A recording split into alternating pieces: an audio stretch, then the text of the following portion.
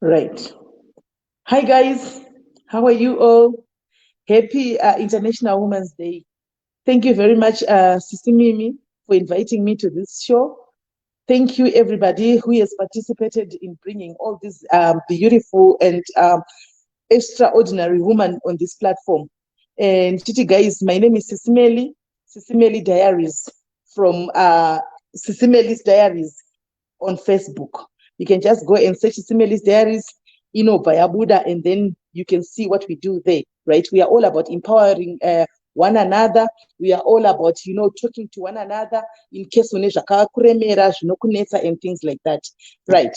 This is such a beautiful thing, zvagadzirwa panapa. So thank you once again, Sisi Mimi and your crew and your team.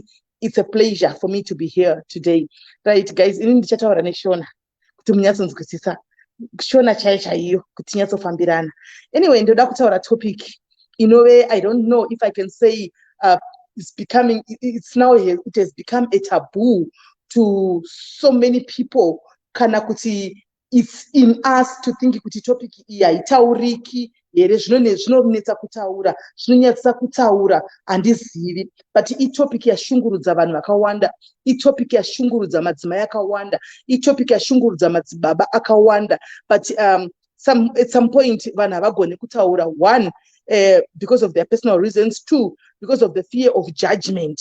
And three, because ndakataura what I'm going through, andichika amai vangu tell me kuti hazvitaurwe nekuti unondinyadzisa mukuchechi, unondinyadzisa mumaraini mandinogara, zvinhu hazvitaurwe, right? Inini ndiri Sisi Melly kudai, so I deal a lot with people vanouya nenyaya dzakasiyana-siyana dzeabuse mudzimba. Abuse right now is at a very high rate yekuti vanhu vakawanda they are being abused, but they don't see. Vamwe they see kuti panapa zvinhu hazvina kumira mushe, but they fail kubuda relationships ari abusive, ingave marriage, ingave relationship. Handitika ma-abuse atiri kutaura aya anouya in different forms, right? Be it financially abuse, physically abuse, emotionally abuse. Regai titange ne-physical abuse inove yakajairika yamunoziva. Physical abuse, physical abuse ndeyepartner yako inojera kukanda maoko zvibhakera each and every time, right? Unogara wakarikitwa. Kune vamwe vakadzi vekutova kutoziva kutoti maybe per week ndinorohwa kana kuita katatu, kana asina kurohwa katatu atove is now a norm, atojaira kuti ndinorohwa katatu, but she can't do anything. She can't walk away from that marriage. She can't go and report kuma elders ekumba kwavo kana kuna mai kana baba wake, because I don't know what happens, but vabereki vedu tine this thing yekuti tinodzvanyirira vana nenyaya yekuti tinotya community, tinotya vanhu vekuchechi, tinotya kuti hama dzinozoti kudii. It's nice and all rosy kana hama dzitora kuti mwana wekwanhingi akaroorwa, but what is your daughter going through? What is your son going through in that marriage? When they try to come and tell you kuti ndizvo zvikuitika izvi, ndikurohwa nemurume every day, handitika hakuna noda kumuteera, kunonzi ndo zvinoita imba, shingirira, enda unoshingirira uri momba imomo, handichimaona. But at the end we find kuti vakadzi vakawanda vari kuitwa zvirema, varume vakawanda vari kupiswa nemvura, handiti vakadzi vakawanda vamwe vanotosvika pakutozofa nenyaya dzekurohwa idzi, handiti mazviona, right? Poita inonzi emotional abuse. Emotional abuse yekuti mukadzi unenge urimo mumarriage kana murelationship unongotukwa every day, unongotukirwa dzinza rese, ugotukirwa mai vako, ugotukwa zvemukatikati zvakadzika, ugotukwa zvekuti unoshaya kuti waparei, munhu achingobva kwaanobva chitanonga achingokanda mazishoko. That's another form of abuse. So kune vamwe vakadzi vakutozvijaira kuti it's now a norm kuti baba ekwangu ndo zvavari, vanongoamba vachingopopota, but mukutaura kwanenge achita mashoko aya, shoko harivhikwi, shoko rinopinda mumunhu robva ragara. Handichika mudikani kana uripo wandiri kutaura newe utori abusive relationship kana kuti abusive marriage, handichika inotorwadza, inosvika this kind of marriage now inodriva munhu, handichika kuti akwanise kuita suicide, because shoko zvandataura shoko harivhikwi, handichika rinenge richitopinda rinotongopinda, handiti mazviona. Pakupedzisira munhu anopedzisira afunga kuti everyday ndichiudzwa mashoko ndichitukirwa amai vangu, everyday ndichitukirwa zvinhu zvisipo, ko ndikangozviuraya ndibve ndapedza. So we've got a lot of ladies, handitika vanosvika pakuzozviuraya, kuna mapiritsi, kuita overdose yezvinhu zvakasiyana-siyana nenyaya ye-emotional abuse, because maybe pane restraining order kudhara, saka munhu akwanisi kurova, anenge achunga nemashoko akachikandira. Koita financial abuse yekuti murume nemukadzi makarorana muri mumba, mari yake ndeyake inogara papocket apa, iwe hautongo kuziva kuti mari yake inoshanda chii, hautombozivi kuti murume anotambira mari, uri munhu wokukwereta, uri munhu wokukwangwa everyday, but baba vachisunga vakachibuda vakasunga tai vachidhiraivha top range yemotikari handitika hautozivi zvinofamba sei, uri munhu wokufamba mari ndozikanwa mari uchinzi maipe mhai mumaraini nenyaya yekuti baba havakwanisi kuti vaburitse mari vachikupa, uri munhu ari kustrugula everyday mumba handitika, but ivo ichampion yekumabhawa yekuti vanenge vachitengera bhawa rese doro vachiwaridza pamatebhuru vachitengera bhawa rese nyama kuti igoche handika, asi iwo uchitambura uchifamba wakashama uchifamba uchiita kunge chanonga svemuromo uchidoneterwa hembe. That is financial abuse handiti, ndo yandauya naye kuzotaura abuse andaichitaura musara nhasi. Madzimai, it's a high time now. We are now living in 2020, 2021. Anditika, katibudei muma abusive relationships. I've seen a lot of women, anditika, vakabuda muma abusive aya zvokumanikidzwa asisina ziso kana kuti akuvara gumbo zvachose atoipa uche. Anditi, ukaona murume wakajairira kuisa ruoko, anditika, usajairira kuisa murume wako utori mu abusive relationship, mu physical abuse. Anti murume apanguti akujairira kuisa ruoko pese pese. Anditika, usajairira kuti ungogara uchiswa ruoko. Zvakafanana nevarume varipo futi abusive marriages nemarelationships. Usangojairira kuti mukadzi wako anogara achingokudzisira mvura achingokutoretsena kana kuda kukumwaya nemvura inopisa, utori mu abusive and that relationship yo itori toxic because pakupedzisira munokuvadzana, pakupedzisira munourayana. Handiti, this goes also kuvabereki. Vabereki kana mwana achinge auya achikuudzai kuti kumba uko ndakugara zvakanaka, ndikurohwa nemurume, take your time to listen to your child kuti mwana wangu ari kumboti kudii. Take your time andika to see kuti nyaya yekuti mwana wangu achitaura zvinhu zvakadai asvika panguva yakaoma, mwana anenge atoipa kona, hakuna mwana anenge asingadi kuroorwa, hakuna mwana anenge asingadi imba yake, ambopinda marriage anenge achida kuchengetedza marriage yake. Handiti, but isusu vabereki zvimwe zvinji tisinokonzeresa because we send these kids back andika mumuromo meshumba kuti ndo zvinoita imba mwanangu, pfugama unamate, ndo zvinoita imba mwanangu handitika, kusvikira chazouya chiri chitunha akatarisa mudenga kana chave chando, ndopatotanga kuvhura maziso kuti pati mwana uyu aitaura kuti ndiri kuitwa so nemurume uyu handitika, pati hapana munhu aida kumuteerera. So vabereki, mwana achinge auya achikudzai kuti kumba kundukurohwa everyday, please do action, take action, tora mwana wako back, ita action nguva ichiripo, mwana waye achiri kufamba. Vakadzi vari mudzimba, the moment you see these red flags, rega ndikudze kuti varume ava vari abusive vanoita sei. Varume vari abusive vari too controlling, they control a lot. Hadi kukuona wakapfeka chakanaka, kana let's say wakapfeka na miniskirt uri miyadi chako chaiko, unogona kutorowerwa miniskirt, unogona kana kushaudhirwa miniskirt, but ukazonyasa kutsvaga nekutarisisa zviri deeper. Handitika, vakadzi vanenge achifara navo kana vanenge achifamba navo kana kuti vanenge achiti mafriends ake ausingazivi iwewe, ndo dressing yavanopfeka. Handiti, murume anenge ari abusive, ndo ma red flags andiri kudzai. Zviongororei mukaona zvinhu izvi zvichiitika, musati hanzi kwai ruchengera rudo. Ruchengera rudo rwezvo munenge muchitaura kuti hanzi ruchengera rudo rwurukau. Rumwe rwachona inenge ichitori abuse yaunenge uchitiwa kabisira usingazivi. Handiti, unochuzirwa mafriends ekutamba nawo nemurume wako kuti friend yako iyi handisi kuda kuiona pano, friend yako iyi handiifariri. Handika, wadi kusiya uyu watamba nanhingi, chese chaunoita unokontroliwa. Everything that you do unofanirwa kupfura nemumaoko emurume kuti azive kuti waitei, uri papi, wazofamba sei, zvazodii, wazopfekei, wazodini. A control hubby. Most of the men vakadaro vanenge vari abusers varume ivava, wokuti akapinda mumba kudai so akaona anonosvika maybe mumba achinodongorera kuti pane tsoka here kana muyadhi yambopinda muno tsoka isinganzwisisi, pakaita tsoka kana yapostman anga achidhilivha ramba, that man wants to know kuti tsoka iyi yapinda apa ndeyani. Handiti mazviona, be careful mudika, unenge uchitori relationship iri abuse, mumba imomo hamuna rufaro, because kana mune mufaro mumba mako, your partner should be able to trust you. Your partner should not snap always. Handisi kutaura kuti mudzimba handika amuiti makakavadzana. Aiwa, I'm not saying that. Imba yese inovhinza. Kuvhinza kwandotade kuti one way or the other, obviously munogona kumuka muchisinganzwisisani kana maybe nenyaya ye something else mungoita kungoignowana kana kungodaro antimuona. But if you see this becoming a norm, then that's a red flag. That's a red flag. Chiza neupenyu hwako. Ma-abusers aya, let me tell you how they operate. Ma-abusers aya ane sweet tongue. Kana mchizo ino sweet tongue yekuti akakurova nhasi anodzoka mangwana okutaura kunonzi nevechipiki anodzoka kusofta.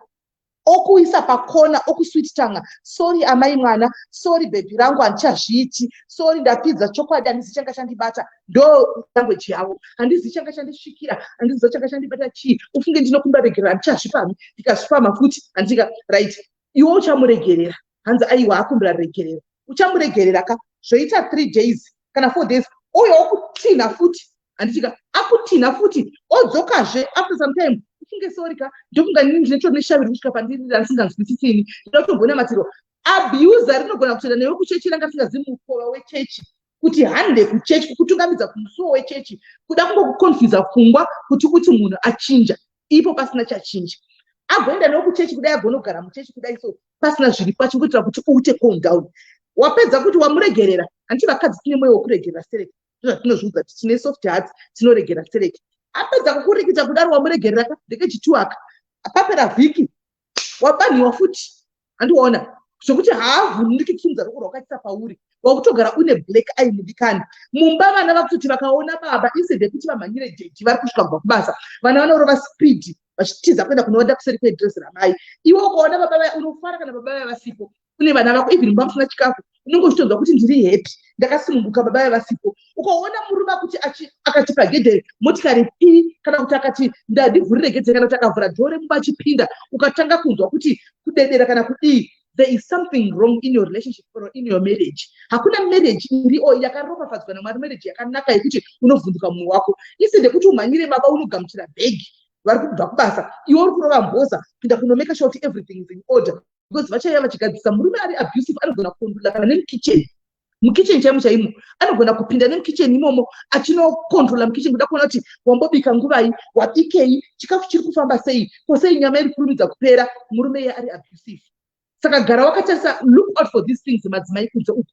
Also kuvarume ndichauya kwamuri nokuti tinavo varume vari maabusive marriages as well from us vakadzi. Havasi vakadzi vega vanoabuswa, varume zvakare vanoabuswa mukati medzimba. Asi chandinongotana chekungoti nini, chizai noupenyu hwenyu, because pakupedzisira it ends in tears kana kuti it ends in death. Handiti mazviona kana mukaramba makagara ndichidanzwa nekuti takatanga kudana kubva kudhara. Handiti mazviona saka tingasiyani nhasi kana kuti tikasiyana vana vanhu nyika yedu tikudii. Ko vekuchechi vanozoti chii, ko vachiti kudii. Handiona ko nyika inozondiona sei kunzi single. Hakuna munhu akafamba akanyorwa kunzi single apa. Hakuna munhu akambofamba achinzi makadiko vasina murume, muri seiko vasina murume kurodhi uko. Hakuna. Kana makufamba munhu wese munenge makangofanana. Kunotori nevamwe vatori single who are living my happy lives avo vari single kudaro vakatiza marriages anenge ari toxic akadaro. Handiti right, these abusers zvavanoita ndikutotaura pamwe murume wako, look out for these signs before it's too late. Umwe murume anodai so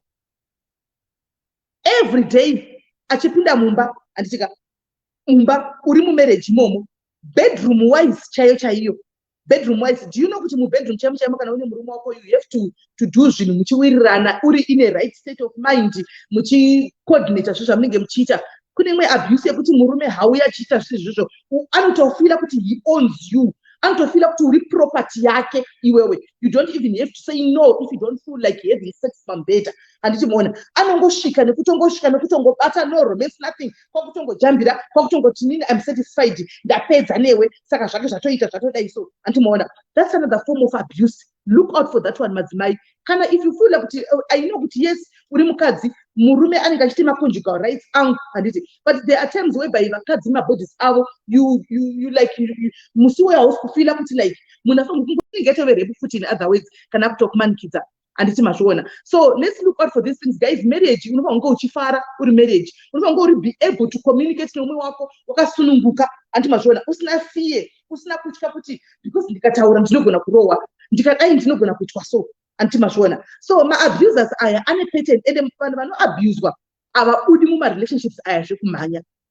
Vanhu vanoabuswa unotaura nano yachikuziva kuti ndakarohwa izvo zvinezvi I've had enough, ndibatsirei ndoda kubuda. I've met so many cases dzevakadzi vanouya vakadaro handitika vachitaura kudaro, but womubatsira nhasi momubetsera kutora protection order kusura makona kuchinzi kai andakazoona kuti ndidzokere kumba kwaka ndakamuregerera plus handina pekutangira. Statement ravo zhinji nderekuti handina pekutangira nevana, ndakungogarira vana vangu. Madzimai musagarira vana paunenge uchibhuriwa. musagarira vana paunoudzwa mukwende weshoko. Anditika vana ava, you can go to single ladies out there vari kushandira vana vavo, vari kuraramira vana vavo, vari kumeka sure amukamba kusini kuenda kunotsvaira mudzimba dzevarungu kana mudzimba dzeumwe munhu kuti akwanise kuchengeta vana vake, but anenge ane peace of mind, because peace of mind is very important to everyone. Anditi kana uchirikwa everyday, uchirohwa everyday, hauite peace of mind. Vana vako vauri kuti wakagarira, you are destroying them by seeing you every day getting beaten nababa vavo every day. Ndosaka uchizoona kuti kuna vamwe vana vanokura vachingori abusive ivo pachavo.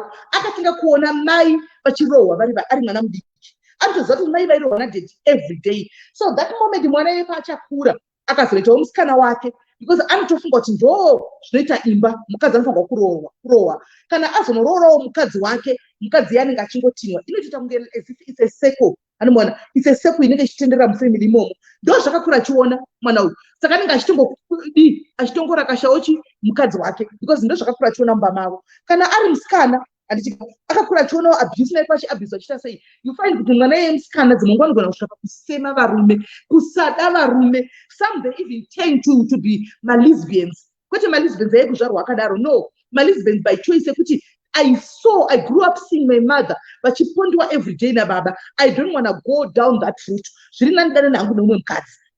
Antimazvona. Kana kuti nini marriage is not for me.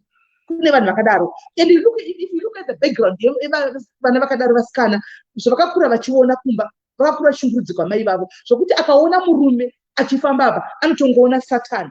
Anotongoona murume ari kutorova mai vake. Anotongoona murume ari kutongoabuse even naiye. Saka let's look out for my red flags ezvinhu izvi. Kana urimo mudikani murelationship yakafanana neyo ikuda, anditi avabudi vanhu ava murelationship zvokumhanya, nokuti anenge achiswitch tanwa every day.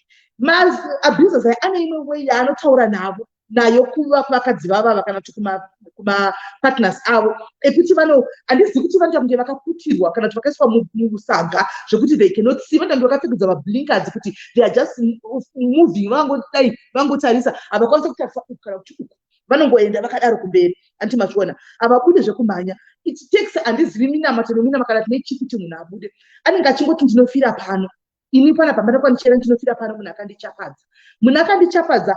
Vangani vakabuda mumba vakaita vakadzi sezvikorobho chaizvo, but right now ukamona abuda akakudza story yake, you won't believe. Unogona kufunga kuti munhu ari kutonyepa, but munhu akabvako, akabva neko, aitoziva zvanga zvirimo maaigara. Saka vanhukadzi kunzoko, please look out for this. Vakadzi vakawanda vari kufa. Kune vakadzi vakawanda vari kurohwa vachiurayiwa, varimo vachibva vatiza kucrossa mabhodha. Mazano it's easy kucrossa border kubva kuZimbabwe kupinda muSouth Africa nekudouble up, kana kubva muSouth Africa kupinda Mozambique. Kune vakadzi vakawanda vari kuurawa nevarume nenyaya dzeabuses. Kune vakadzi vakawanda vagere pauche nenyaya dzeabuses. Kune vakadzi vakawanda right now, umwe asisina ziso, umwe akadambugwa gumbo nenyaya dzeabuses, umwe akapfuriwa andika nenyaya dzeabuses idzi. Antimazviona. So muprocess yekuti kuurayiwa kwemukadzi, kazhinji maabusers aya kana aona kuti aurayiwe mukadzi, anouraya nevana vasina chavanoziva. We have a case yakaita kuSouth Africa yekuti murume akashuta mukadzi wake nekuda kwekufungira just kungofungira kuti ndapinda usipo wanga waindepi, ndokutora futi ndokushuta mukadzi. Aunazashuta mukadzi ndokutora mukadzi ndokuisa pasi pemubhedha, anti ropa raingwerera. Pfungwa yakuda dzinenge dzakuita sehameno, ndokutora vana vari 3, ndokuti kune vana 100 mundipedza kuno kwandida kuti ndiende. Vana chidiki chilasibho changa chine 1 year 8 months, ndofunga umwe anga achita grade 3 umwe achita grade 5. Ndokutora vana ndokuna nawo musango, I think makonda nyaya, ndokuna nawo musango ndokushuta vana vaya vese. Apedza kushuta stupid kana tingati selfishness wakaita murume iye haana kuzvishuta, akadzokera kumba akasiya vana vari pai paanga vashutira kudaro, ndokudzokera kumba kune mukadzi kwakunotenga mapirizi kwakunwa.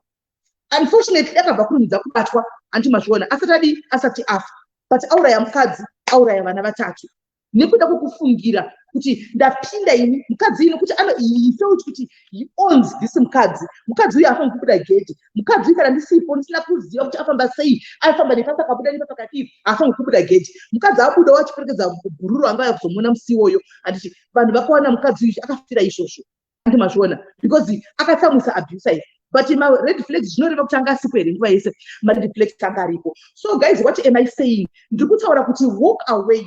I know why I said earlier on maybe many people are now saying it's a taboo it's a taboo to talk about why because I go and confide in a friend and then the person akufamba nazvo handiti zvakundinyatsairi kuti saka vanhu vakutoziva kundoropa handimona so vanhu vakawanda vanofa in silence vanhu vakawanda vanoita stroke nenyaya yesilence akuchisina munhu wekutrasta mazuva ano akuchisina munhu wekutemba mazuva ano vadikani regai ndikudzei nekuda kwezvatangove isusu mazimbabweans zvamene zvatangove kutangoita sei handimaona so chandiri kutaura nechekudai sevediway let's not close the door for munhu anenge auya achida kupa nyaya yake kudza zvaari kuenda through sometimes just listening kune that abuse kuti waumoyo womubatsira mune zvakanaka handimaona it helps than kutakura nyaya yemunhu uyu ndosaka vakadzi vakawanda vachitya kuti vabude pachena so kune ava vari ma-abusive marriages what I'm saying to you is buda when it's still time handitika usatye kusekwa usatye kutukwa handitika usatye judgment from people handitika find somebody else to talk to handitika tsvaga munhu wekuti utaure naye ubude mu-abusive marriage iyi kana relationship iyi zvichakanaka zvokuti ningi azofamba nazvo achikuspreada area yese yaunogara yakuziva kuti iwewo unorohwa wakarohwa nemurume kana tokadai so that's their own baby ilife yako yatotaura nezvayo do the right thing handitika tsvaga kana a total stranger ukuti ndikumbura kuti ndikudze nyaya yangu handitika kumba uku zvakadai ndibatsirei because kazhinji kana wakarohwa kana uri musituation sometimes you run out of options pfungwa dzinoita kunge dzaguma kunge dzastaka hauchazivi kuti ndodii ndoudzani ndoita seiko ndosaka ndizoona mumwe achitrega ndimwe mapirisi ndisvipedze ndingofa handiti so kune imi munenge vaapproach kwawo muchinzi please nditeerereiwo nyaya yangu yandinayo please vadikani wanai nguva yekuti muutewo kuteerera kuti ari kutaura kuti kudii and that help that person accordingly nyaya dzekuti muzotora nyaya yawanzwa nemunhu achikuti ndikurohwa nemurume kumba uku and then wofafaidza area yose siyanai nayo you are contributing masuicides you are contributing kune zvakwanda zviri kuitika mukati mesociety by taking nyaya dzisinei newo uchimhanya nadzo handika uri egossip monga antimaona ruma monga whatever antimazviona siyanai nazvo and then muabusive nditakuenda kuvarume kune varume zvakare varimo muma-abusive marriages kanchiti varume vari ma-abusive marriage ndinoreva kuti kudii ukaona uri mukadzi sori henyu iyi inogona kusvika magadheni evanhu vakati wandei handitika but the truth has to be said at the end of the day handika kuti newe wacho munhu wechikadzi kana wakatarisa kana kuti uri munhu wechirume urimo mu-abusive relationship ubve wazviongorora handiti mira semurume haabvumidzwi kuita mashamwari ndiwo vakadzi wavo vari abusive shamwari yako ndinge handiidi anenge ari kunyengera chihure handika wasvika nguva dzakati 2 minutes anenge achingofonegwa murume chirataura ndikuenda kwakati uri mapi uri kuitai udai foni nemurume nenge chingobati kwabata chingotsvaga uri kutsvaga makudo mugoma handiti uri kutsvaga zvakutsvaga mufoni mebedzisiro tosangana nemeseji wasangana nemeseji chichaitika fight mumba musisina peace handiti everyday kungopinda mumba you are in a game kuti muromo wako haubva kune nunzi unenge uchingotaura handika unenge uchingotuka iyoyo itoriwo emotional abuse kuvanhu vechirume tinenge tichiita varume vakawanda havapinduri handi munozviziva umwe anogona ngobuda apa uchienda kupawo ozodzoka kwaedza adzoka kwaedza futi inenge iri hondo handimazviona so kana isu vakadzi kana tatanga kutuka varume avo tinovatuka zvokumutukira nekuna mai vake hatizive kugomera emotional abuse tinenge tichiitawo vakadzi tichiitawo varume ava zvakare handimaona unogomutukira nezvamai vake vawakawana vasinei nezvekuitika mumba menyu ugomutukira nezvedzinza ravo rese handimaona iye anenge akangonyarira kudai so akangoteerera handimazviona hazvizonakidzi koita vakadzi chaiwo mabhinya padhudhu chekuteko variko vakadzi mabhinya ekuti murume haati bufu akangobuda basa na5 anenge akapuwa mutemo kuti by 5:30 unofanirwa kusvika kumba kana asina kusvika kumba zvibhakera anenge achibikwa nezvibhakera everyday asi murume manje vane that ego yavanayo mavari varume kuti they can't go police station kana kubuda panze kunotaurira kuti shamwarika kumba uku ndikukiriwa namedhemu ndikurohwa namedhemu havakwanisi kudaro saka anofanazvo mukati akangonyarara haatauri but pazvinenge zvazosvika pakuzara kapiya yasvika pakuzara yezvaanenge achitwa kurohwa everyday kana kutukwa ndopamunozochinzanzi murume akauraya mukadzi because zvasvika pakuti asvika apa haachakwanisi he has had enough murume uyu handiti so vakadzi nekuti tinonobaya tonotokonya ndiuraye ini ndiuraye ndiuraye iwe ndiuraye mozoona mumwe musi wazourayiwa ndiwo wakanga uchitwa ndiurai hatisi kuti kukondona violence handitika but vakadzi ngatidzidzeiwo zvakare mumamarriages umu kuti abuse kana muchifunga kuti because mitemo yakawanda inoprotecta vakadzi I understand but let us balance this as well. Varume vari kuabhuswa zvakare nevakadzi variko vekuti murume achitambira nhasi, murume akatambira mari yake nhasi, mukadzi anoitora yese pamwe iagreement yemba mavo aitora yese, murume oti ndakashama ndinawo kana bhutsi kana chii, mukadzi nokuti akaona bhuru wakakapfeka perivheri ye yakasva kumagaro naiye ari kuda kunotengawo perivheri ye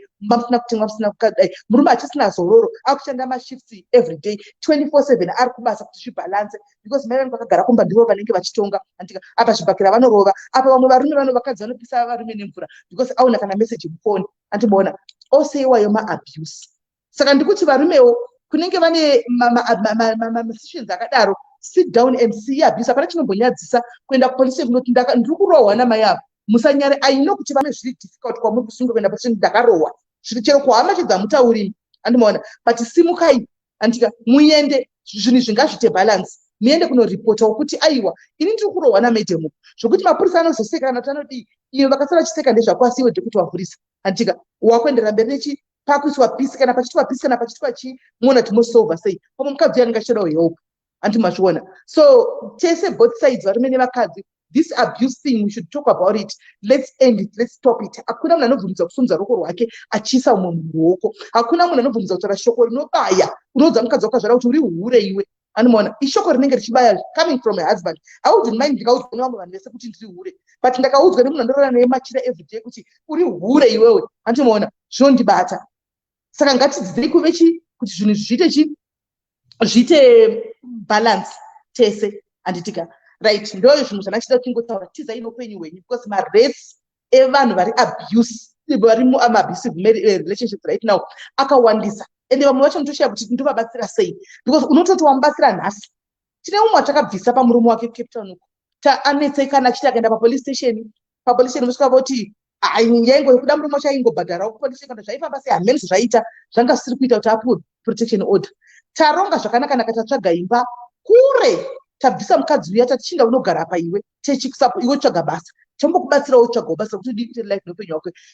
Mwedzi wokuti akagere zvakanaka papa mwedzi wechitatu zvikanzi ndafunga kudzokera ini because basa chandisi kuriwana akaprefer kudzokera kumutika bva tangopererwa tsika wafunga zvikanzi aiwa ndakudzokera izvo akutoramba ndakudzokera atodzokera arimo atoimba bemurume uya murume yakutotuka isusu kuti maida kuputsa imba yangu maida kudii bhebhi yakutobatwa kuti tishotiwe isu taibatsira chi munhu aichema daily achiabhusa achigara akatsemuka tsemuka ane mavanga kumeso kwese mwana yeye is only 21 angafunga bvunzira kuti vabereki vake atorobva mafoni ablokera vabereki vablokwa everywhere and what not, and then she reached out nefoni yepa next door patiri tikatega timubatsire but izvozvo as we are speaking urimo and from what I know akabva azodzi cut off zvachose kufoni chero akarohwa chero akadii atinenge tichaziva because chero kubuda gate achabvumidzwi haachatobvumidzwi kana kubuda gate mumba makabvumaiswa makamera kuti kuonekwe kuti ari kuopa. Muri kuona kuti hapasina freedom ipapo.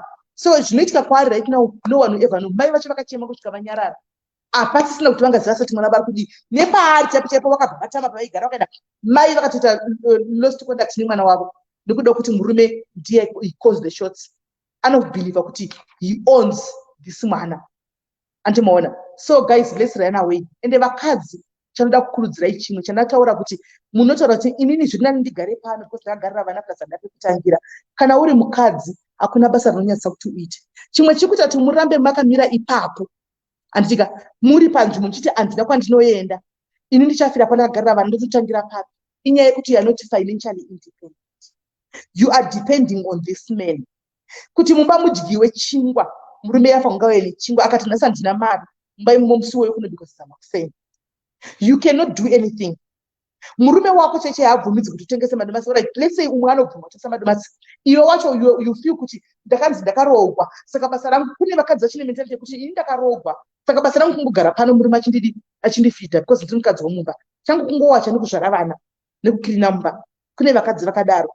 Kana abuse yazouya pane kuti uchibuda manje wakugarira kurohwa because hauna pekutangira, you don't even know kuti bank account inovhurwa sei, haunawo kana 10 rand yauinayo kana muaccount kana 10 pounds yaunayo kuti rega ndichitenga kuti ndinoitawo ichi ndinozvitangira life yangu because wakanga uri mucage, wanga uri mujere, but not kunokuda kwomurume uyu nokuda kwako iwe kwanga wakazvidza kuti inini ndakaroorwa saka ndichagara pano ndakadai. So vakadzi, let's learn to be financially independent. Kanchiti financially independent, what am I saying? I am saying vakadzi, let's learn to sell my tomatoes. There's nothing embarrassing in selling my tomatoes. Hakuna chinonyasa nokutengesa matomatoes. Hakuna chino, we all start from somewhere. And Mwari vanokuropafadza waka uchitengesa chimwe chinhu uchita chimwe chinhu. Woinvite Mwari kuti Mwari, honai ini ndakabata 500 yangu ndahodha maorange ne500 yangu. Mwari ndokumburawo munhu uropafadza pamaorange aya. Uchabuda Mwari achakuropafadza kugobuda maorange iwayo andika ugopinda kutengesa chimwe chinhu chiri nani chisiri maorange kana mubhutsu kana muyembe. But ukachema uchingoti Mwari ndionewo. Mwari ndatambura ini. Mwari zindotangira papi? Saka Mwari vacho vauye here vaitemira kuongo nongamira kumanirapo here. Mwari vanokuropafadza through chimwe chichakabata nemaoko ako. Ngatidzidzei kushandisa maoko edu aya.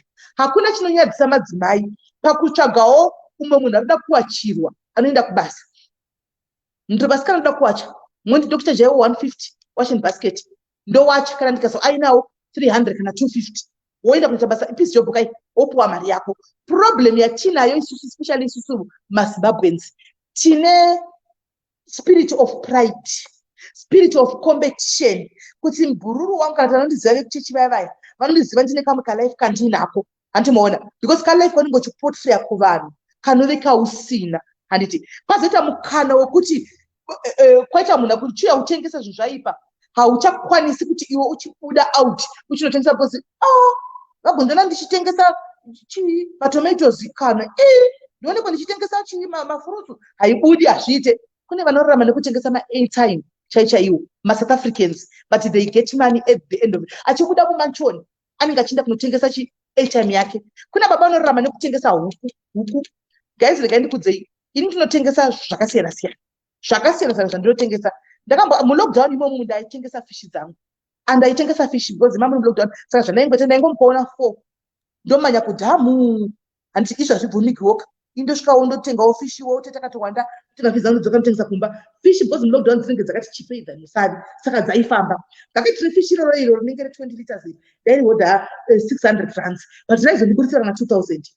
Ndakati umwe musi paFacebook apa ndikutengesa fishi dzangu pakangoya umwe munhu asi kana munhu zati behind the ghost account there's a person.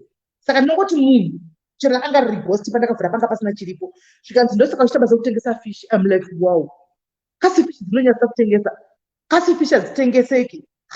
Ndakumbira chingwa kunani vanonga havasi kudya here, handisi kutoguta here ini magetsi akadzimwa here ndinawo vanonga havasi kuona Netflix here vari kuona. Saka you see this mentality yekuti vanhu vanondiseka kuti ndotengesa fishi. Ndakangobva ndangoti unoziva kuti chii uyu ana basa ndobva ndangobrusha aside anomaona. Saka musanyare kuti anzi ndonyara kusekwa ndinonyara kuita sei andoda basa rakadai. Uri kutsvaga basa repamusoro hauna kosi yacho, hauna kudzidza basa racho iroro, asi kudata nursing iwe hauna form 4 hauna kuenda kucollege nursing.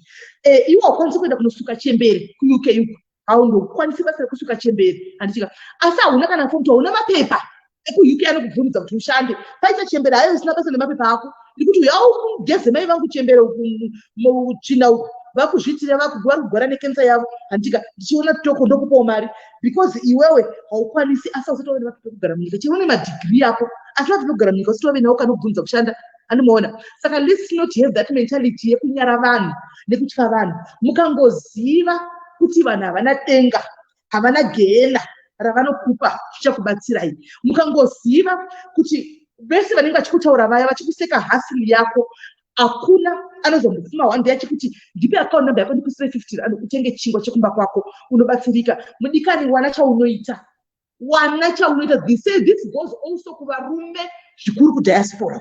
Ndikaiti venango kusika mugadheni kawanda varume vari kudiaspora ku muri vazhinji vacho imbodza vanoda kushandigwa nevakadzi.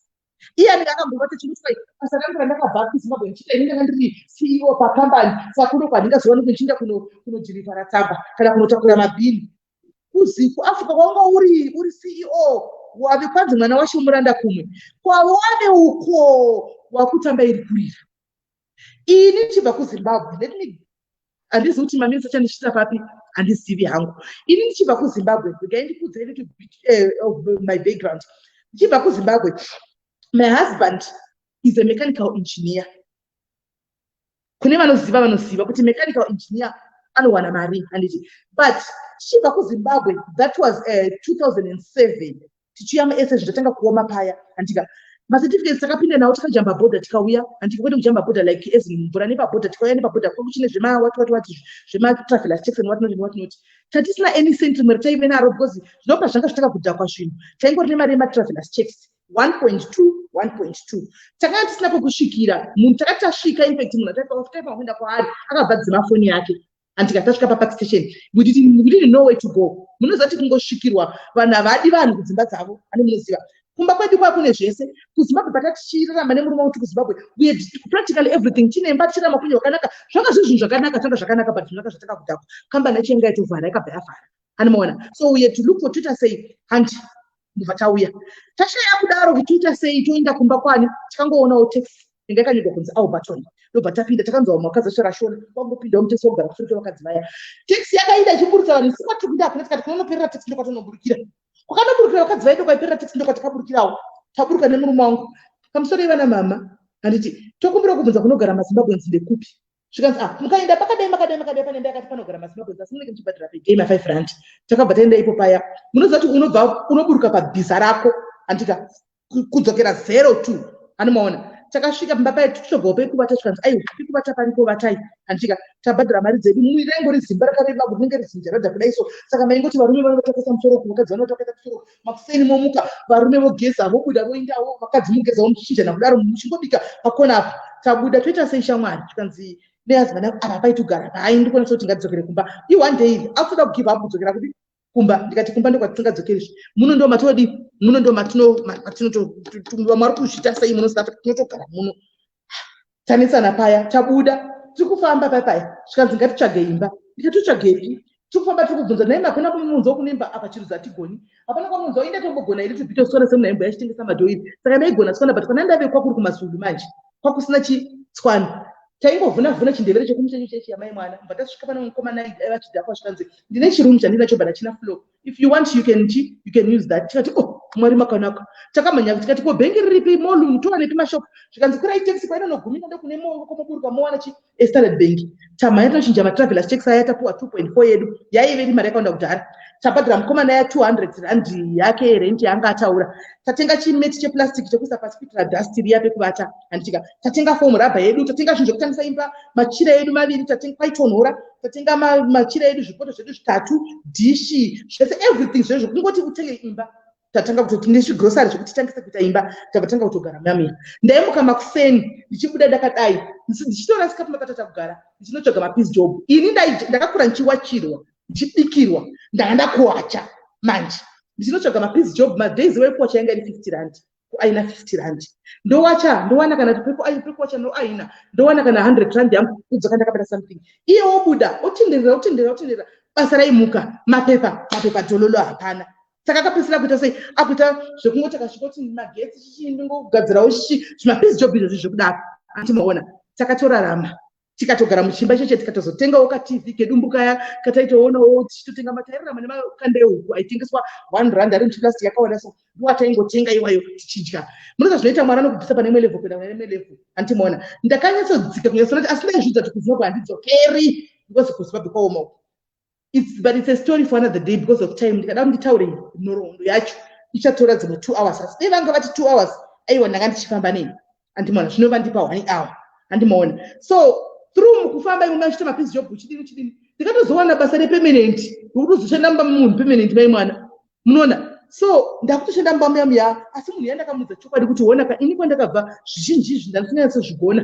nokuti ndakakura ndaine musikana kuno kundangonzwa institution zvinongo zvakadai zvikanzi no problem ndokudzidzisa mukadzi yawo wanga right akabva kudzidzisa kadidi ndatogara paya ndakuendawo paweekend kumba ndichibudawo stay in kai stay out ndichibudawo ndichida kumba ndobva ndaunganza chimari changu ndikati ina handichadi zvekushanda indagara ini ndame hustler muropa mangu handigoni zvekushanda izvi ndakashanda 3 months ndobva ndasiya ndobva ndaenda kunotanga kuhodha fodya ndakaona mukoto wefodya wekuti vanhu vaitsvaga fodya inonzi RG kuno South Africa inenge ichinzi fake but kuMozambique it's an original cigarette saka munomu vakaiona munomu vanenge vachiti mutenge yavo iyayi ndeya vanenge vana Steve Sent saka ndakatanga kuenda kuma Nigerians mukoto ndidabvunza mwe mukaradhi kuti uri kuihodha takanditaridza ndakabadzika mukaradhi yakabva aitanga kuita zvemadrugs ndobva ndaingowirirana naye mukadzi iyeye pamashoping center akaitengesera kubva tanga zvemadrugs ndobva kudhakwa kubva apedzisira adonha ndobva ndatotora take over chinzvimbo chake chiya chaitengesera ndobva angandiudza kapaya asati anyatsa kupinda mumadrugs straight ndobva ndatoenda kupinda kumanigerian koka ndichinoda ndaimuka na 3 am kusati paine mapurisa murodhi ndinotenga fodya yangu yaya ndoviga ndotaura driver ndosvika ndoisa zvihembe zvangu zvimasitye zvekuwaridza zvenhema then fodya inenge iri mabhegi kumasuro vakaradhi aitoziva kuti mukadzi saka ndavaitoti ndoshandira mukaradhi wemadrugs vauya fodya yaitengwa fodya apana muforeign land umu hauna mapepa hauna pekutangira hauna chii saka kutongoita iri kurira mai mwana ndakatengesa kusvika ndazobatwa mupurisa wazouya watenga indasingazivi kuti ndarumigwa here mupurisa wauya watenga fodya nanotora fodya kuseri ndobva ndanzi marikiti ndabatwa muri kutengesa fodya iyi inonzi fake fodya haibvumidzwi munomu wakaiwanepi fodya iyo anonoti lead up kwakana fodya hautauri mukotoka unogona kuzorohwa nekuti urawa nemanigerians ndaramba kutaura paya lucky enough paakandibata fodya yanga yasara shoma saka chero kuti vandichajire that fodya shoma yanga yasara mupurisa yakabva ngotora fodya iya yese kuti anosvika iye ndobva ati ndakuregerera usadzoke pano uchitengesa fodya mari yangu ndinayo kaini apa ndoita sei ndakabva ndatanga kupinda imomo panaenda kunoodza fodya pakani ndaiona vanhu vachiodha mazitye kwakota maibhotiki mutauni muya ndakabva ndatanga kuenda manje mutauni mama ndichinoodha mazitye angu imomo yawiya achita ma5 rand achidini atozva kuti bhero riri kubvubva nyuwani musi upi ndinohodha fodya ndoya ndowaridza paya ndichidaro murume ari kutoone side mapisi job zvezvokuti kwai ndiri ani kana kuti ndakazobva ndiri chii unozvikanganwa one day zvinongoita mwari akabva pazokuita umwe munhu akabatsira kwaaigadzira zvaigadzira magetsi murimwe rori ranga ichitonzi chisina basa ndobva akwanisa kuigadzira aigadzira kudaro murume akati iwe rori ndanda kuda kuisa kuscreen indava uchiita basa remapisi job une mapepa ezvinhu zvauri kuita izvi akati ini nditori qualified electric engineer mapepa angu ndinawo ese zvikanzi ungandivigira mangwana akati atoya kumba zvikanzi pane murume ati ndine mapepa angu mangwana saka ndada kuenda kumangwana ndinoona kuti zviri kufamba sei aenda nemapepa aya mangwana anopa murume uya murume akati okay ndoda kupa basa ndine kambani yandinayo kupi kumwe kunonzi kuLimpopo saka ndakuda kuenda newe ikoko unondishandira handiti akatanga aipuwa 4000 ndiyanga iri salary yese mwedzi wese tashifta mujobheki iwe taenda kuLimpopo koko kakatanga kushanda kwakuya nenyaya yekuti ukama hwakanaka nekuwirirana nevanhu panzvimbo ndobva pauya muoko womafesi ndobva vangoita wawirirana aigadzira mota dzemurume uya muoko womafesi achiti ndobva tiwe une mapepa zvikanzi namba yangu iyi undibate mangwana but uye mukolokwane mutauni womafesi uye notipa ako wose zvikanzi une mari yaunayo zvikanzi uda kunoita radio inonzi radiograph usiku toti hamene radiology whatever zvokutariswa board and what not wouya kuno kundokusa police station vafingerprint zvida kugadzira mapepa sekuseka mufunge mangwana atotwai kune munhu adandigadzira mapepa atoenda atosvika papaya atoitirwa zvese nemunhu atobatsirwa zvese atoitirwa zvese akati mari yekusubmita nasandave nayo zvikanzi ndichakupa uchitora mapepa ako abuda ubva waine mari yangu ndakubhadharira tikati anobuda here mapepa iwaya mapepa nekukosha kwakaita kagara kusina 1 week foni murume atofona zvikanzi yautore pasipoti yako mapepa ako aiti uine mari yangu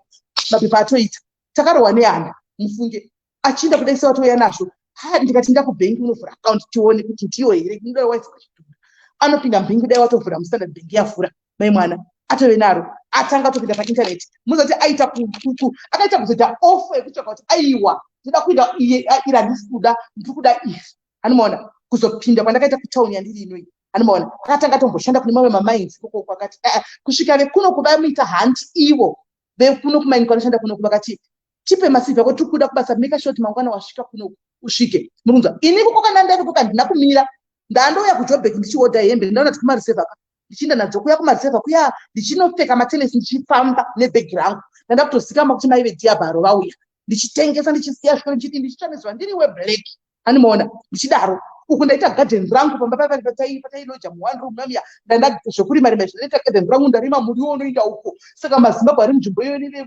mapedhi anodya nemavhindakaza vasati koko muriwo waitiwa kuti vanhu vaitenga muriwo anomaona saka neniwo ndagara ndine zvangu zvimari zvandaira zvekano chingo chipiri changu chewhite ndinacho chipiri chiyani ndakati mamemori zangu handishirashi chipiri ichi ende handichitengesa nechiri munhu ndinacho nanhasi ndikatenga chipiri changu chewhite chifiriji chiri upright ichi was quite pisa singaiti kuti ndimwe mvura inotonhorera kapoza ndajaira kukumbira chi manext day kuzipa mvura shuwa ndaikumbira mvura asi pandandabva kumba kwangu ndakanga ndakakira mafiriji mufunge saka sometimes what I'm trying to say kuti ndini uyu iko zvino handina kutarisa kuti ndave kunyika yakati saka ndakuda. Even right now I'm not saying ndiri rich, handisi rich, ndichiri kungopanda, ndichiri kungoita zvakasiyana siyana, handiti, but handinyari. Ndisazvienda paFacebook ndikudza ndikutengesa fish paFacebook, I am selling water, mvura chekuchipisa ndinotengesa, handiregi. Ndikutengesa dori, mathings aya ngaenda kuZimbabwe handidzoki ndisina chandakabata. Mufushwa vari kuda guys ndinawo, handiti mazviona.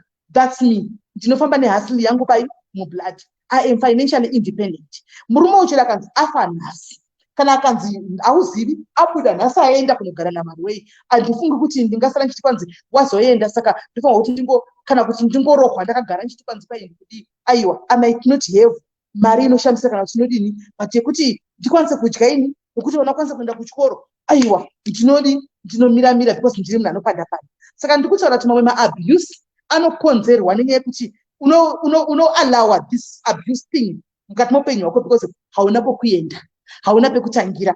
Kuda kubva umwe anenge achitoda handika, but kokuti abva achinanga kuti kunonetsana nehama, ina ndinonetsana nehama, pekutangira handina kana mari ndinotangira kupi, handi mazviona. Hachisina ndiri kuudza istori yangu iyi kwete kuti ndiri kuda kuvhaira, no, because I am trying to inspire vamwe vakadzi vari muma-abusive marriages kuti ona, you start from somewhere. Right now if I open the garage and show you in my garage, I have 4 cars. Asi ndakauya ndichivata pai muchiplastic nyamba manga musina floor. Patakaita first car yekutanga because mukomana watainojera wandaikudza kuti akati ndine chirumu chiri kuseri kana muchida, patakatanga takagara tichisvika muna South Africa anga asingatibvumidzi kupinda mutoilet yake, aiti maZimbabweans hamuzivi toilet, saka imi munoita inonzi plastic system. Taipiwa maplastic vanisiwewe pambepo pane marumu akawanda vaibva kushopping, aitora maplastic avo mapepa bag oyo achipa isusu, handimaona konzi ndoma munoitirawo. Saka isengoitawo machanzi ekuti kuzvibatsirawo muplastic wosunga wonokaenda kubhini. Ndowanga uri upenyu hwedu. Toilet yanga iripo tanga tisingaizivi because vaive nebelief time yekuti vanhu vanobva kuZimbabwe vanotambura havana toilet, but ndakasiya mumba mangu mine matoilet 2 kuZimbabwe, but ndakazvitambura panguva iyoyo, anti mazviona. Saka tatenga first car yedu, ndakaenda ndikanoutiga ndimbono mumhorosa, ndikasvikapo ndikati mhorozve nhaisi yavonga usamumazibhuti, hata ndikanga machandizivi zvendachukiravo zvanhamo yatizaka uvanyi wena, ndikati uchandizivi kuva vaigara muchirumu chako chichiri kuende kuseri uko akarohwa nehana, kurohwa nehana. Ndikati asi ndikamudza chokwadi because ndinongotaura chokwadi. Ndikati my brother yawaitita yahiitwe iya ufunge upenyu hunochinja upenyu, hazviitwe zvokuti hatizivi toileti. Chokwadi kuti ratidzana matairarama nemaplastic kuti umwe anenge akamira padhoo akatisati hakuna nhari kuya here, umwe achiita tsvina mumba, umwe wobuda omilawo padhoo, but zvisinei upenyu ndo zvahunoita. Ndisu ava makuza nezveabuti ndikandifoni nhamba sisi ndikolele sisi ndikolele uzaitaura chitosi. Handika sorry tikati hatina basi tangoya kuzoti sei ndokutomusirawo neka500 rand kuti atenge doro rake raingorarama naro, but ihomeka unenge wapa munhu chitambe. Handitika saka ndiri kuda kuzama kuti nditi vakadzi ingozivai kuti hakuna basa rinonyadzisa, usasvike kusekwa nenyika iyi. Nyika yagara nhasi ukanzi wachata iwote chakanaka inongokuseka kuti akupiko ihure iri rachata, hure rachata iri, asi woitawo chinhu chakanaka. Handika ukanzi waita chakaipa futi unongosekwa futi. Saka iwe bhora mberi, find something else to do with your life. Handika be financially independent. Tsvaga chekuti uite, murume asanyanya kutsvinyira. Kana uine masensi ako, murume haanyanyi kutsvinyira, murume haanyanyi kutora kunge uri chikorobha hauna basa, kuti I own this person because kuti apfeke bhurugwa remukati ndini, kuti adye kana ndisina kuya salt. Kune mukadzi wekuti anenge asina 5 rand, chinhu chakachipa muno South Africa, the cheapest is salt, even kuZimbabwe. Anenge akamirira baba vachadzoka vozondipa mari yesalt, ndo anenge akatomirira baba yavo kuti wauya. So murume uchiti handina kubika inini hamuna salt, unoti uri kuwedzera kuti murume yaisona kuti okay ini dzvubvura ndiri harina kwarinobva richienda because ari mumaoko bangu, anedza kubika because hapana munyu we5 rand. Saka nditi I own this person.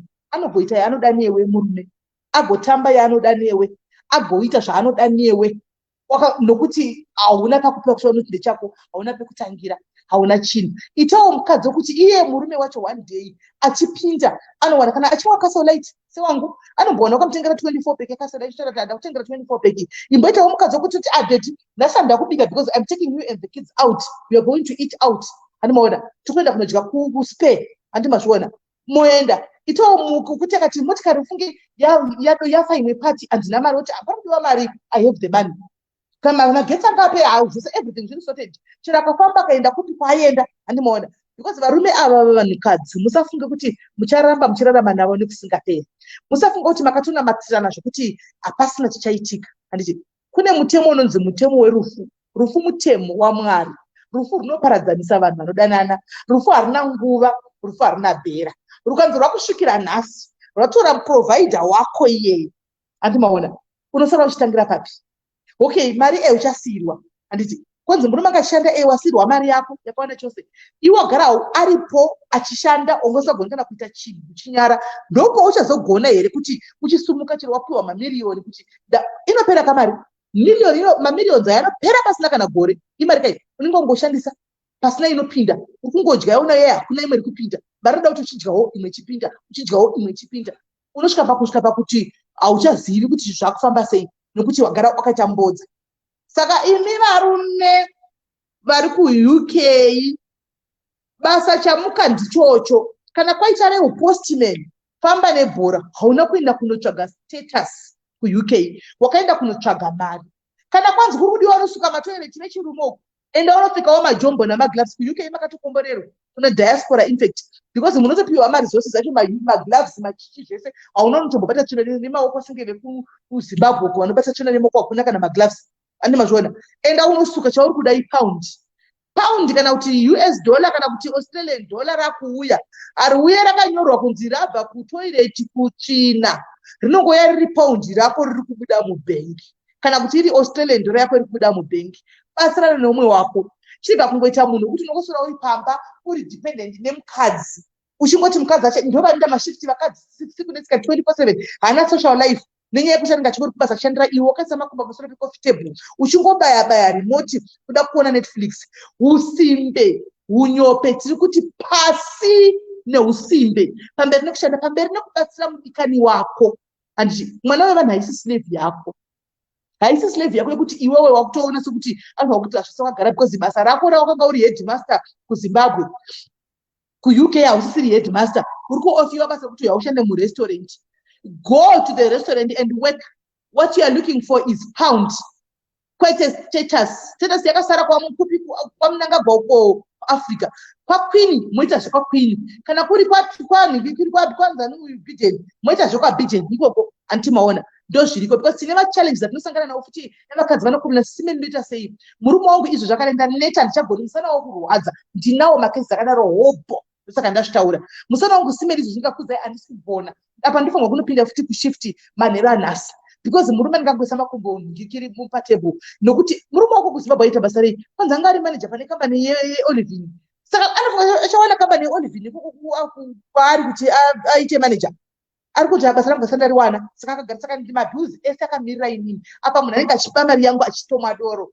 Come on varume, hamusi pawheelchair imimi, hausi pawheelchair, hausi pachipasira neumwe wako. Wawana mukadzi andori hardworking anoda kuti kubatsira, embrace this that. Andika basira neumwe wako, tsvaga something chekuti uite. Handiti kubatsira neumwe wako. Tozatona UK kunonetsa mahaso handizivi sekudaro. Kana uchigona uchiziva kuti une connection nevanhu vakawanda vaunoziva, uchigona kuhodha kana zvekumushowo kuno kuAfrica kuno kuchitengesa, do that. Imari iri kupinda. Handiti imari iri kupinda. Kuna vamwe varume vari kuona kutorima kuna America vari kupiwa maawards ekurima mazimba kuAmerica. Iseti kuti kuAmerica vanhu vanotorima kudai, iseti kuti tisoga torima isu kuAmerica vanhu vari kurima. Hanimaona vari kuva kutorama nekurima. Join. Andika joina utsvage pako panorima udhiginure urime muriwo. Mazimbabwe zanzata patisa vari wana chitenga. Vekune dzimwe nyika vanodya muriwo vakawana dya kovhona yachitenga. Panotengeswa inonzi chibora vane vachitenga zvichienda zvakadaro. Regai kungoita ngoramba wakangogara uchingoti inini hapana kana chandinoita. Hapana chandinoita ndakangogara pano ndakangomirira kuti mukadzi acho achindi pasi zvose. Musi wano kuti handina mari mukadzi ndopanotanga fight.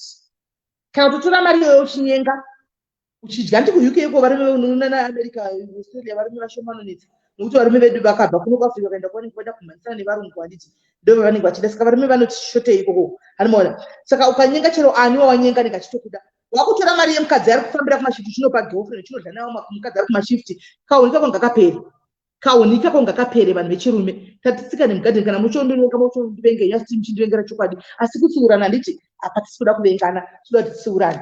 Saka muzuva ranhasika ndozvanandangoti ndikuudzei ndapiwa zvangu 1 hour aids zvinotokwana then ndapiwa 2 hours aiwa ndaida kuti timbofamba tose madzimai tionesane pane zvimwe zvinhu zvidiki zvatinenge tichiita zvatisingatooni kuti zviri kutotidistroya kwete vanhu vechirume zvinhu zvidiki zvaunenge uchiita usingatoni zvitodistroya marriage yako pamwe uchiti hanzi akutuka here hazvo zvinakana nebasa resezvo handiwana uri munhu ari bhita unotuka mwana womwe munhu kuti ndiwani wakapiwa goahead yekutuka mwana womwe munhu kana kukurova mwana womwe munhu ndani saka this abuse guys ngatibatanei it must fall. Let's join our hands together. Ngatiitei rudo tibatane tikaona mwachiti vedu wendi kupondokotwa nemurume ndikutukwa kumba kwanogara zvakanaka let's try to help, let's try to chip in kwete kutoenda kunotsvaga makuwa kuti saka wakarwa sei wakarwa paki zvikazodini trya kunohelpa muwako because iko zvino tave nekaundu kuti su tikatoona munhu achinyura mumvura kana achirohwa nemurume ndinomhanya kubata foni ndotobata vhidhiyo kuti ndigoposta pasocial media instead of me going there kunobatsira kunohelpa kuti musadaro isu tiri kuenda kunotora vhidhiyo kuti ndinzi ndakabata juice siyana nenyaya dzevanhu enda unobatsira kana waenda unobatsira siyana nezvimba zvizhinji ita zvokubatsira siyana nemakuhwa asiri ako so ndokutendai mose time yangu yakwana maita henyu muve neusiku hwakanaka mwari akuitirei zvakanaka once more maita henyu Aunty Milly matidedza pano ndinoti mwari akuitirei zvakanaka izvi zvirambe zvichienderera mberi zvinovengwa nevaroi maita basa renzeve dzekunzwa anzwa asinawo nzeve aiwa uchazongouyawo uchingorohwa nemurume everyday tozongoitawo konde kana uchinge wazourawa tichinisapoti kokupi kuvabereki vako asi waonawo kuti itewo kwawe nguva iripo saka tarisa mared flags aya iwe ndondoziva hapana vanandika kuti asi kutoona kuti nditori muabusive relationship unenge uchitoona iwe ndounenge wachuza kuramba wakati go nokuti hauna pekutangira nokuti hauna pekuenda. So from me to you, Sis Melly from Sis Melly's Diaries, thank you very much. I love you all. Take care.